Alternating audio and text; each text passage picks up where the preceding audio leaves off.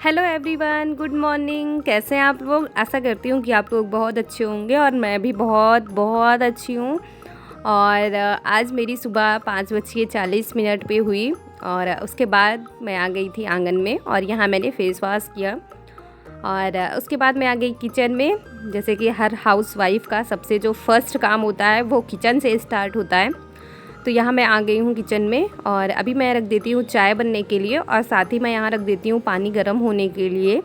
उसके बाद मैं घर को क्लीन करूँगी और सुबह का जो भी काम होता है वो सारे काम फटाफट से करने के बाद फिर मैं अपनी स्टडी जो है वो कंटिन्यू करूँगी। और इस समय बहुत ज़्यादा गर्मी होने लगी है, इसलिए मैंने बन बना रखा है और कुछ ज़्यादा ही ऊपर हो गया अभी ब्लॉग में देखने पे लग रहा है मुझे। और आप लोग मेरी जो पिछली वीडियो आई है माता जी के यहाँ की, आप लोगों ने कमेंट किया, प्यार दिया, मुझे बहुत अच्छा लगा। और मेरी जो ऑडियंस है, बहुत सारे लोग हैं, बहुत सारी मेरी बहनें हैं जो मेरे बारे में बहुत कुछ जानना चाहती हैं। और मतलब पर्सनली जो मेरी लाइफ है, लाइफ के रिगार्डिंग मेरी बहुत सारी चीज़ें हैं जो जानना चाहती हैं और मैंने उनसे कहा था कि मैं जल्दी ही ब्लॉग शेयर करूँगी। तो वो सारी चीज़ें मैं आप लोगों के साथ जल्दी ही शेयर करूँगी। और बीच में मैं माता जी के यहाँ चली गई थी तो फिर मैं कंटिन्यू थी तो आप लोगों के साथ, लेकिन मैं लेटेस्ट अपडेट नहीं दे पा रही थी क्योंकि जो मेरे पास ब्लॉग थे मैंने कुछ एक्स्ट्रा ब्लॉग रखे थे अपने पास, क्योंकि मुझे पता था कि मैं वहाँ जा रही हूँ तो मेरा वहाँ तुरंत तो ब्लॉग नहीं आ पाएगा कि मैं तुरंत ब्लॉग बना के एडिट करके आप लोगों के साथ शेयर कर सकूँ। तो मैंने कुछ ब्लॉग्स जो है अपना स्टडी ब्लॉग वो एक्स्ट्रा बना के रखे थे जो कि वहाँ पे मैं वाईफाई लेके पब्लिक कर देती थी और आप लोगों से कनेक्ट हो सकती थी और कनेक्ट होती थी। तो अगर मैं अपने पढ़ाई की बात करूं तो लगभग मेरा 1 से 1.5 हफ्ता ऐसे चला गया है कि मैंने कोई भी स्टडी नहीं की है। और जिस दिन मैंने अपने कम्युनिटी पे लखनऊ जंक्शन का जो पिक्चर है वो पोस्ट किया था उसी दिन मैं गई थी 8 तारीख को और मैं 13 तारीख को वापस आई हूँ। और वापस आने के बाद मैंने आप लोगों के साथ माता जी के यहाँ का जो भी वीडियो था वो मैंने आप लोगों के साथ शेयर किया था।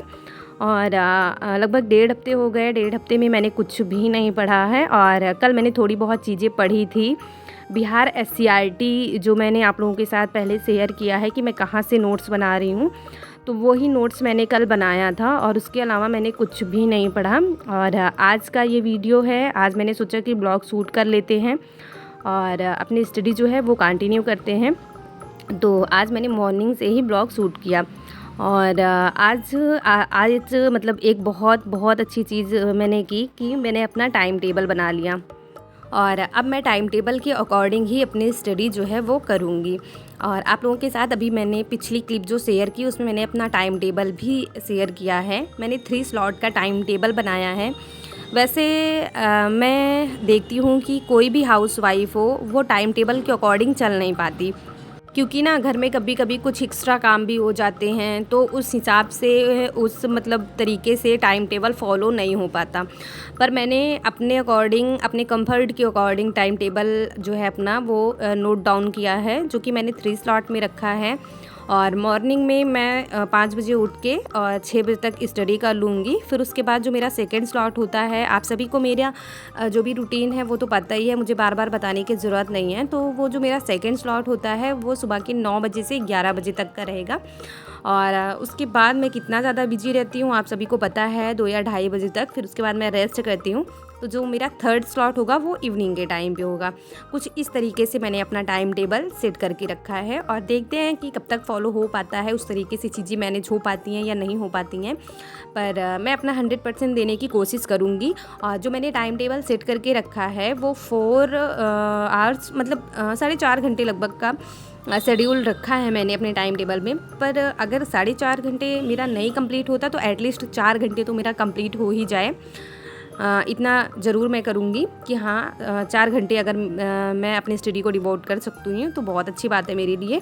और मैं कोशिश करूँगी 4.5 घंटे कंप्लीट हो जाए और धीरे धीरे वो टाइम टेबल जो है उसकी जो टाइमिंग है मेरा पढ़ने का, जैसे अभी मैंने 4 घंटे 4.5 घंटे फिक्स किया है, धीरे धीरे मैं उसको अगर हो पाएगा तो और आगे टाइमिंग जो है उसकी बढ़ाऊँगी कि और ज़्यादा टाइम तक मैं स्टडी कर सकूँ। लेकिन जो स्टार्टिंग करनी है वो थोड़ा स्मॉल से करनी है। ऐसा नहीं कि अभी मैं 2 घंटे 3 घंटे मुश्किल से स्टडी कर पा रही हूँ और अचानक से मैं 8 घंटे का टाइम टेबल बना लूँ तो वो मैनेज करके मैं नहीं चल पाऊँगी, और मैं ही नहीं, कोई भी नहीं चल पाएगा। तो अगर कोई भी चीज़ स्टार्ट करनी है तो वो मतलब स्मॉल से स्टार्ट करनी पड़ेगी। अगर हम लोग अभी 2 घंटे पढ़ना है तो हमारा टाइम टेबल 4 घंटे का होना चाहिए, 4 घंटे पढ़ना है तो 6 घंटे का टाइम टेबल होना चाहिए। ऐसे करके हम अपने टाइम टेबल को मैनेज करके चल पाएंगे। और अभी जो है DSSB PRT की भी वैकेंसी आ रही हैं, जो कि 21,800 समथिंग है, और जिसमें से मतलब 21,800 समथिंग जो वैकेंसी है वो मतलब सारे खाली पद ही नहीं हैं। उसमें बहुत सारे पद ऐसे ही हैं जहाँ पे पहले से ही टीचर अपना वर्क कर रहे हैं, मतलब बच्चों को पढ़ा रहे हैं, और लगभग मैंने जहाँ तक पता किया है लगभग 2500 सीट हैं जो कि खाली हैं। इतनी वैकेंसी लगभग देखने को मिलेगी, और बहुत ज़्यादा श्योरिटी नहीं है इस चीज़ की कि कितनी मिलेंगी, वो तो बाद में ही पता चलेगा, क्योंकि अभी नोटिफिकेशन ऐसा कोई आया नहीं है। लेकिन मैंने भी बहुत ज़्यादा मतलब ये सारी चीज़ें देखने की और पता करने की कोशिश की कि कितनी वैकेंसी हैं। तो मैंने मन्नू राठी मैम का वीडियो देखा था, जहाँ पे उनके हस्बैंड जो हैं उन्होंने बताया था कि लगभग 2500 वैकेंसी जो हैं उसमें से वो खाली हैं, जिनकी जो है भर्ती देखने को मिलेगी। तो अब जो है मैं DSSB PRT के लिए भी अच्छे तरीके से प्रिपरेशन करूँगी। और पहले मैं बीच में करती थी, पर उस समय कुछ ऐसा लग नहीं रहा था कि अभी जो है वैकेंसी आएगी, तो बहुत डिमोटिवेशन सा होता था, तो मैंने वहाँ पे उसको छोड़ दिया और मैं DRE 4.0 की ही प्रिपरेशन कर रही हूँ, जो कि 24 अगस्त को पेपर है, आप सभी को पता है। और अभी जो है TRE 3 का जो पेपर होना था उसकी भी डेट दोबारा से आगे बढ़ गई है, तो उसका TRE 4 पे असर पड़ेगा या नहीं ये तो नहीं पता है। और इन सब बातों से रखा ही क्या इन सब बातों में, इसलिए जो हमारी स्टडी है, स्ट्रेटजी जो हमारी है वो स्टडी करनी है और अच्छे स्ट्रेटजी के साथ करनी है। और टाइम की बात रही तो अगर हमारा एग्ज़ाम जो है वो 2-2.5 महीने पहले भी हम लोगों को पता चल जाता है, 3 महीने पहले भी हम लोगों को पता चल जाता है कि एग्ज़ाम है, तब भी हम लोग अपनी स्टडी जो है वो करते रहते हैं, पर उतना भी टाइम हम लोगों को कम ही लगता है, चाहे वो 2.5-3 महीने का समय क्यों ना हो। तो समय तो वैसा भी बहुत ज़्यादा नहीं है, इसलिए इन सब चीज़ों पे ध्यान न देके हमको अपनी स्टडी पे फोकस करना चाहिए। तो अभी ये इवनिंग का टाइम है, और आफ्टरनून का जो भी टाइम था, जो भी मेरा शेड्यूल था, आप लोगों के साथ शेयर किया, और लंच वगैरह बनाया मैंने। फिर मैं थोड़ी देर रेस्ट करने लगी थी, क्योंकि लगभग मैं 2:30 बजे या 3 बजे ऐसे ही कुछ फ्री हुई थी। फिर रेस्ट करने के बाद फिर अभी ये इवनिंग का टाइम है, और इवनिंग की चाय वगैरह मैंने बना ली। फिर मैं यहाँ अपना जो सेकेंड स्लॉट है अभी वो मैंने स्टार्ट किया है, और अभी मैं टाइम टेबल के अकॉर्डिंग नहीं चल रही हूँ, तो ये मेरा सेकेंड स्लॉट है, और जब मैं टाइम टेबल के अकॉर्डिंग चलना स्टार्ट करूँगी तो ये मेरा थर्ड स्लॉट होगा। और ये देख लीजिए आप, यहाँ मैं पढ़ रही हूँ ज्योग्राफी, जो कि क्लास 8th की है, और क्लास 7th तक का जो भी NCERT की बुक्स हैं वो सारी मैंने रिवीजन कर ली हैं। पॉलिटी नहीं की मैंने, पॉलिटी मैं बाद में करूँगी, क्लास 6, 7, 8th की। और हिस्ट्री और ज्योग्राफी मैं रिवीजन कर रही थी, जो कि मैंने क्लास 6 और 7 की ऑलरेडी कर रखी है, और अभी जो है ये मैं क्लास 8th की कर रही हूँ। और सुबह के टाइम पे मैंने क्लास 8th की हिस्ट्री पढ़ी थी, और उसके बाद फिर मैंने करंट अफेयर्स अप्रैल मंथ का 25 क्वेश्चन नोट डाउन किए थे और उसको लर्न भी किया था।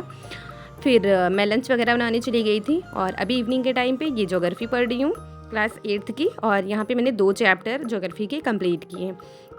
और बहुत बार ऐसा होता है ना कि जैसे अभी DSSB PRT की वैकेंसी में जब अगर 2500 पद ही खाली आएंगे, तो बहुत सारे बच्चे जो बाहर के हैं, जैसे हम लोग यूपी के हैं, तो बहुत सारे बच्चे ऐसे हैं ना जो ये इतनी कम वैकेंसी देखने के बाद ही फॉर्म फिल करने से कतराएंगे। उनको लगेगा कि इतनी कम वैकेंसी है, हमारा क्या होगा इसमें, हमारी तो तैयारी अच्छी नहीं है, हम फॉर्म नहीं फिल करेंगे। पर ऐसे आपको बिल्कुल नहीं सोचना, बिल्कुल डिमोटिवेट नहीं होना है, क्योंकि हमारे यहाँ वैकेंसी नहीं आ रही हैं, आप सभी को पता है यूपी में।